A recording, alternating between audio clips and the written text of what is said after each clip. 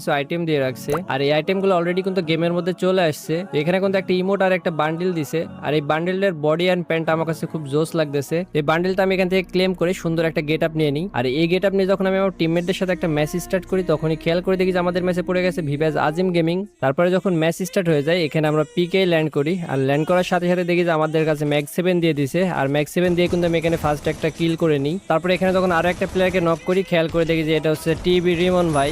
তার মানে আজিম ভাই আর রিমন ভাই একসাথে খেলতেছে। আর এখানে সাদেপুর একটা প্লেয়ারকে নক করার পর দেখি যে এটা কিন্তু তাদেরই টিমমেট। আর এটাকে কনফার্ম দেওয়ার পর সামনে আরো একটা প্লেয়ার দেখতে পাই, এটাকে কিন্তু আমি এখানে হেডশট দিয়ে মেরে দিই। কিছুক্ষণ পর আমি আবারও পিকে চলে আসি, আর সামনে একটা প্লেয়ার দেখতে পাই, আর এটাকে নক করার পর দেখি এটা টিবি রিমন ভাই। তো তাকে এখানে কনফার্ম করে দিই, আর সামনে কিন্তু আরো ফাইট হচ্ছে, আমি ওখানে রাশ দিয়ে দিই। আর এখানে রাশ করাটা আমার সবচেয়ে বড় ভুল ছিল। যখন আমি এখানে রাশ দিই, তখন আমাকে চারদিক থেকে মারা শুরু করে দেয়। তো আমি এখানে প্রথমে একটাকে হেডশট এবং দ্বিতীয় আরো একটাকে এখানে হেডশট দিয়ে মারার পর এখানে আমাকে কিন্তু পিছন থেকে মেরে দেয়। তারপরে যখন আমি রিভাইভ পাই, রিভাইভ পাওয়ার পর আমি এখানে মিলে ল্যান্ড করি, অ্যান্ড এখানে একটা ফ্রি একটা কিল পেয়ে যাই। কিলটা কনফার্ম দিয়ে সামনের দিকে আরো 2-3টা প্লেয়ার নামতেছে, অ্যান্ড এখানে আমি ফার্স্ট একটাকে হেডশট মারার পর এখানে আমরা জোনে ঢুকতেছিলাম, তখন দেখি উপরের দিকে প্লেয়ার ল্যান্ড করছে। আর এখানে একটা নক করার পর দেখি যেটা টিবি রিমন ভাইদের স্কোয়াড।